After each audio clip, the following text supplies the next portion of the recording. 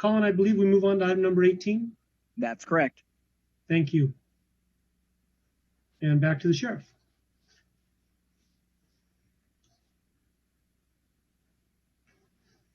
Sheriff Smith.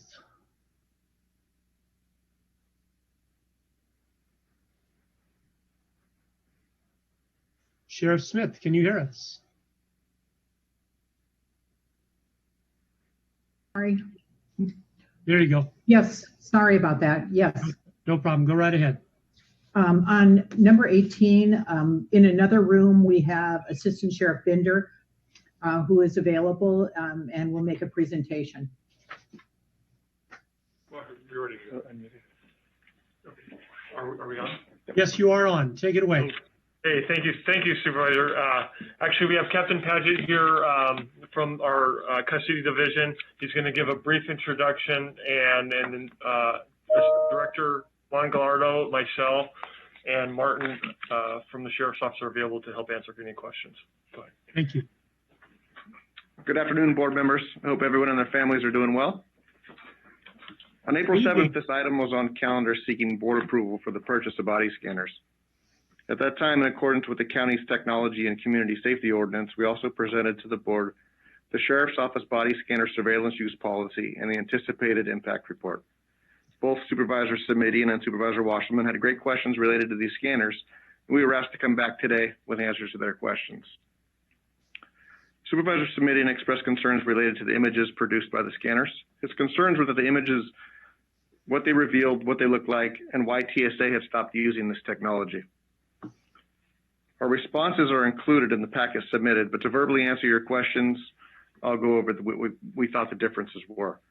The initial technology used by TSA was called backscatter X-ray. The technology produced an image very revealing in regards to an individual's body shape to include private, sensitive areas. That early technology produced images that were closer to a nude body versus a medical X-ray. Another bad characteristic of those early images were the ability to identify the face of the individual scanned. TSA ultimately stopped using this technology. Currently, the TSA uses technology called millimeter wave. Their newer technology produces an image better than the backscatter, but is still different than the current technology that the Sheriff's Office is requesting today, which utilizes low-dose transmission X-ray.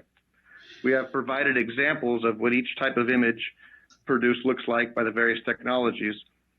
As you will be able to see, the type being requested today is extremely protective of privacy concerns that may be raised. Caught up? Low-dose transmission X-ray technology is the technology OD Security uses to produce a scan. The images produced are very similar in view to a medical X-ray.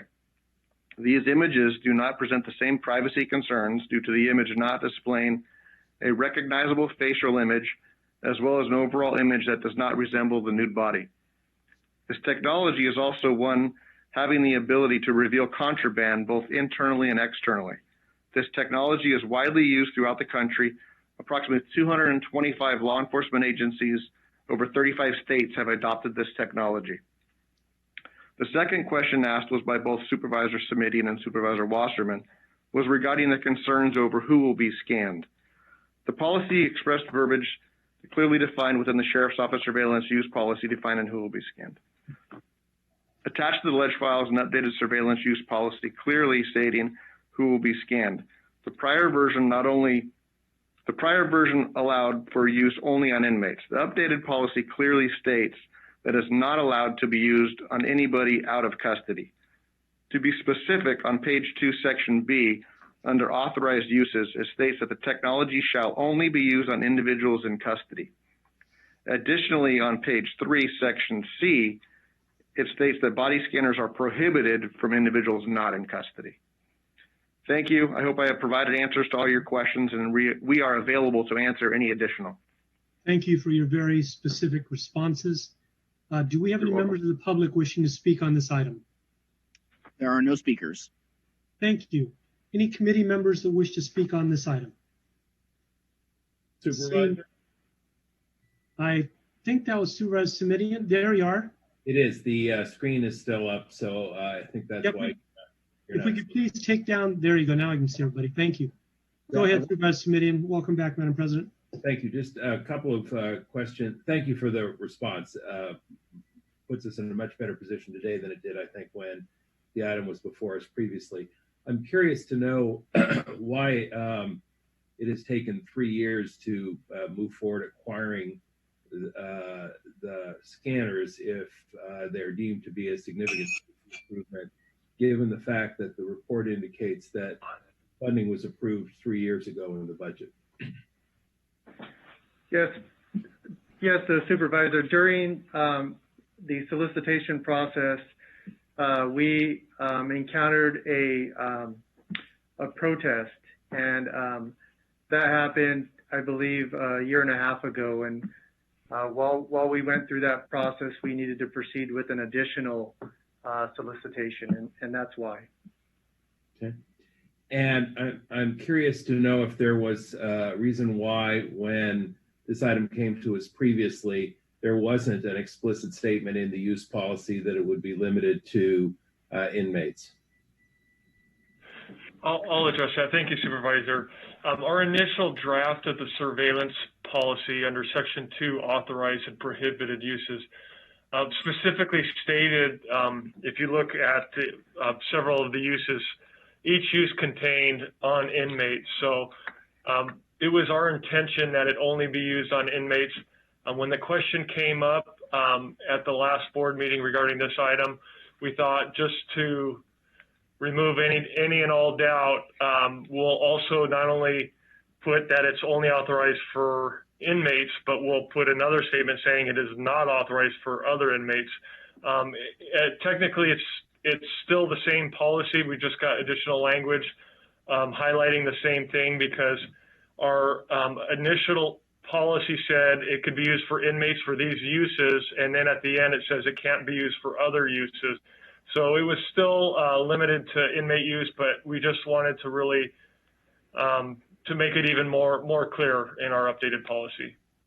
Thank you for that. I'm looking at packet page 47, and for those who don't have a packet page, this is page 3 of 5, which is the use policy that's being proposed.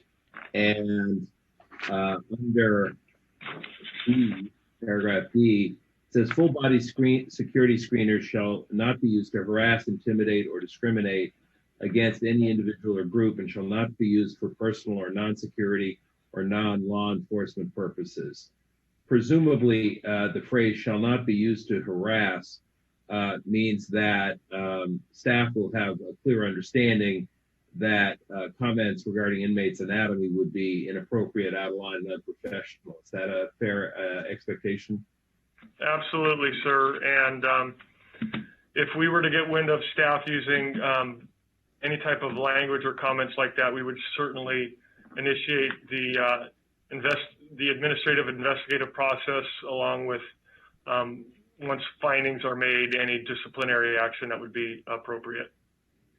Thank you for that. And you will recall, I think, from the last meeting that that was apparently a fairly commonplace occurrence, unfortunate though it was, with TSA. And I just want to make sure that it's not replicated at our county.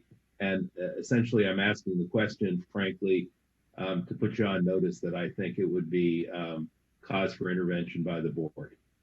Fair enough? Understood. Thank you. Thank you. That takes me to item 4, data access, where it indicates that among the folks who have access to pieces of information is the sheriff's office supervisors responsible for care and safety of the facility. Does the word supervisors there have a particular meaning? Because otherwise, a sheriff's office supervisors responsible for care and safety of the facility sounds to me like almost anybody. Well, we have supervisors that are assigned to the custody division that this would be related to, and then we have other supervisors working in patrol, for example, or in our detective bureau that if would not necessarily have the need, so they would not have access. Let me ask the question in a slightly different way, which is, how do you define a supervisor?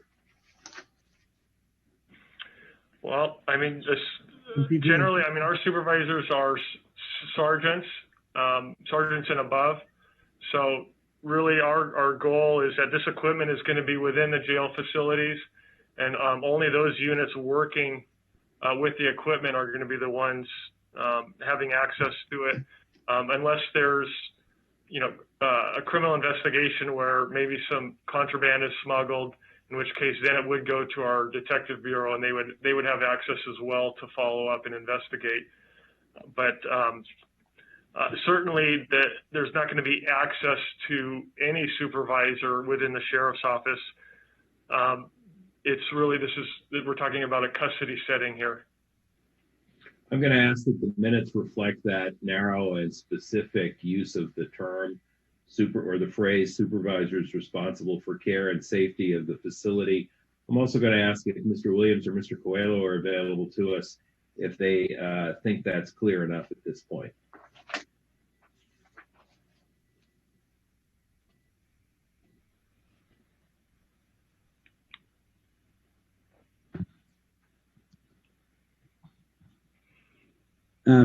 Yeah, I think that's probably fine to have that reflected in the minutes as the legislative history understanding of the definition of that phrase. Thank you. I understood it to be sergeant level and up, and only those who had specific responsibility for the care and safety of the facility, not who had duties in other areas. Essentially, what I'm trying to ensure is that these not be the basis for gawking and or other inappropriate use. Okay. Thank you, Madam Chair. That answers my questions. Thank you. Are there any other questions? Supervisor Wasserman. Yes, ma'am. If there are no comments, I'd be happy to make a motion. So we have a motion. Do we have a second? Supervisor Simitian, I'm looking at, we have Supervisor Ellenberg. No other, don't have a second on this? Second. We have a motion, we have a second. May I ask, and I don't have any speakers. Let me just look to make sure. Oh, I have one, I'm sorry. Sorry about that. The next speaker is Ted. I'm unmuting you. Please accept the unmute and you will have 1 minute to speak once the timer begins.